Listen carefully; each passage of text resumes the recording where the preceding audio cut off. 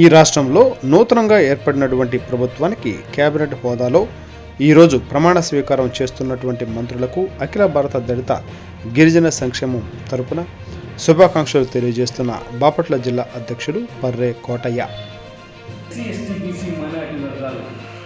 పేద బడుగు బలహీన వర్గాలకు మంచి పథకాలు అందిస్తూ అలాగే మన రాష్ట్రాన్ని భారతదేశంలో మొదటి రాష్ట్రంగా తీర్చిదిద్దే విధంగా చర్యలు తీసుకోవాలని, అదేవిధంగా గత ప్రభుత్వంలో ఎస్సీ ఎస్టీలకి రావాల్సినటువంటి ఎస్సీ ఎస్టీ సప్లాన్ నిధులు కానీ జగన్మోహన్ రెడ్డి 27 పథకాలు ఆపేశాడు.